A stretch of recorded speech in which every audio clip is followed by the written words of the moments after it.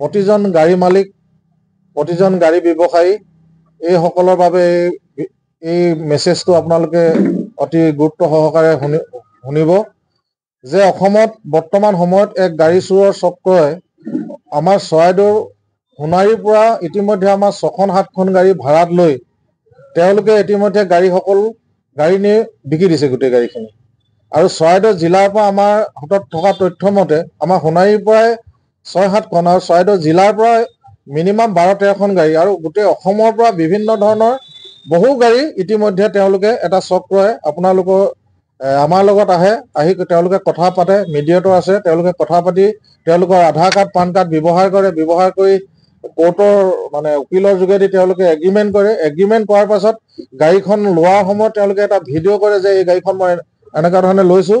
লোৱাৰ পাছত তেওঁলোকে 1 মাহৰ 30-35 হাজাৰ টকাত এটা মানে এগ্ৰিমেণ্ট এটা হয়। এগ্ৰিমেণ্ট হোৱাৰ পাছত তেওঁলোকে গাড়ীখন লৈ যায় আৰু 1 মাহৰ তেওঁলোকে এডভান্স দি যায়। এডভান্স দিয়াৰ পাছত সেই 1 মাহৰ পিছত সেই চক্ৰটোৱে গাড়ীখিনি নি মেলি তেওঁলোকে অৰুণাচল ছাইডৰ আমি যিমানলৈকে খবৰ পাইছোঁ অৰুণাচলৰ আলং এডোখৰ জেগা আছে, বস্তি আছে, তাত তেওঁলোকে গাড়ীখিনি সম্পূৰ্ণৰূপে বিকি দিছে। আৰু আমাৰ ইয়াৰ মূল এজন নায়ক আছে যোৰহাট তিতাবৰ পংকজ বৰুৱা বুলি। তেওঁলোকৰ ফটো আছে, ভিডিঅ' আছে। তেওঁৰ লগত আছে মেইন লিংকমেন এজন আছে আমাৰ সোণাৰীৰে বৰাহী কল্প গগৈ বুলি এজন ব্যক্তি আছে। তেওঁৰ মানুহৰ পৰা গাড়ীবিলাক তেওঁ বিচাৰি দিয়ে। বিচৰা নামত তেওঁ এখন গাড়ীৰ পৰা কমিশ্যনৰ নামত 20-25 হাজাৰ টকা লৈ মেলি তেওঁ গাড়ীসকল সেই চক্ৰটোৰ হাতত গতাই দিয়ে। আৰু আমি এইকাৰণে বিশ্বাস কৰিবলগীয়া হয় যে সেই চক্ৰটোৱে নিজৰ পান কাৰ্ড আৰু আধাৰ কাৰ্ড ব্যৱহাৰ কৰে। আধাৰ কাৰ্ড পান কাৰ্ড ব্যৱহাৰ কৰাৰ কাৰণে আৰু কোৰ্টৰ এটা এগ্ৰিমেণ্ট হোৱাৰ কাৰণে আমি সেই কথাখিনি বিশ্বাস কৰি ল'বলগীয়া হয়। আৰু তেওঁলোকে অৱশেষত আমি ভিডিঅ'টো আপোনালোকক দি দিম। তেওঁ এটা ভিডিঅ' পংকজ বৰুৱাই এটা ভিডিঅ' কৰে, চাবি লোৱাৰ সময়ত মই এই গাড়ীখন ৰেণ্টত লৈছোঁ, মই ইমান টকাত লৈছোঁ বুলি তেওঁ এটা ভিডিঅ' আমাৰ তেওঁ বিশ্বাস জন্মাবৰ কাৰণে কৰে। আৰু তেওঁ সেই 1 মাহৰ ভিতৰত গাড়ীৰ কাগজ পত্ৰৰ পৰা অথৰাইজি যিটো দ্বিতীয় অফিচৰ সকলো বদলাই মেলি তেওঁলোকে গোটেই গাড়ীখিনি বিকি দিয়ে। অলৰেডি বিকিছে তেওঁলোকে 4-5 লাখ টকাত।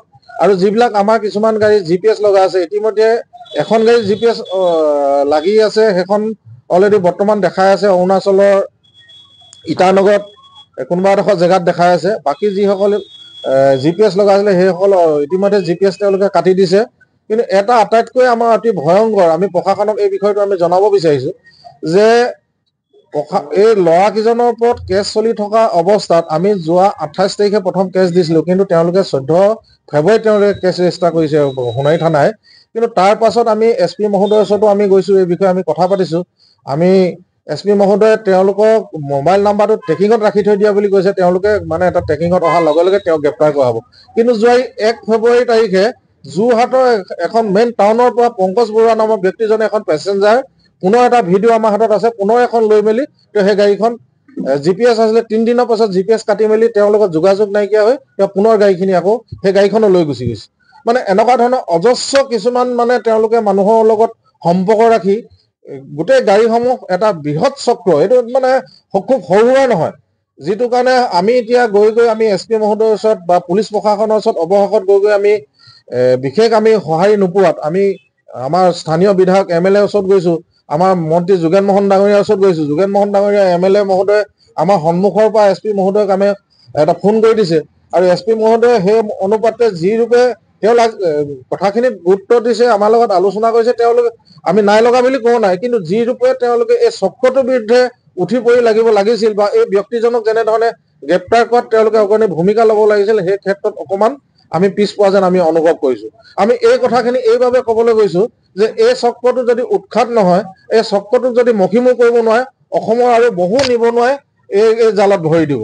গতিকে আমি ইয়াৰ পৰা মাননীয় GP সিং বৰ্তমানৰ যিজন মানে DIG মহোদয় আছে তেখেতক আমি DGP ছাৰক আমি অনুৰোধ কৰিব বিচাৰিছোঁ, ইয়াৰ এটা উচিত আপুনি এটা কেছ লৈ ইয়াৰ এটা সঠিক তদন্ত কৰি এই চক্ৰটোৰ বিৰুদ্ধে আপোনালোকে যদি কিবা এটা নকৰে, আমাৰ দৰে বহু অসমৰ ব্যক্তিয়ে ইয়াত মানে এনেধৰণে ইয়াৰ বলি হ'ব। আৰু বহু ধৰণৰ ঘটনা আছে, যি ঘটনা আমাৰ সতীৰ্থসকলে তেওঁক যেতিয়া ফোন কৰে অৱশেষত 30 তাৰিখৰ দিনাখন তেওঁলোকৰ যোগাযোগ আছিলে যিজন পংকজ বৰুৱা, তেওঁক ফোন কৰাত তেওঁ এনেকুৱা ধৰণৰ আমালৈ ভিডিঅ' পঠাইছে যে মানুহ মানে কাটি থৈ দিয়া মানুহ বা এনেকুৱা ধৰণে মানে এইটো চাব নোৱাৰি ভিডিঅ'টো যদি কোনোবাই চাব পাৰে আমি দিব পাৰোঁ, কিন্তু এনেকুৱা ধৰণৰ ভিডিঅ' পঠাই আমাক ভীতি প্ৰদৰ্শন কৰা হৈছে।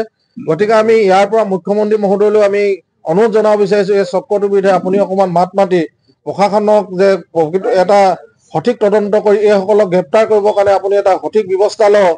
আৰু আমি ইতিমধ্যে এই কথাটো জানিছোঁ যে অৰুণাচলৰ গোটেইখিনি গাড়ী আছে, আৰু গাড়ী যাৰ যাৰ ওচৰত আছে সেই গাড়ীখিনি আমি নাম্বাৰ ইতিমধ্যে আমি পাইছোঁ, বা তেওঁলোকৰ মোবাইল নাম্বাৰ পাইছোঁ, আমি তেওঁলোকৰ লগত কথাও পাতিছোঁ।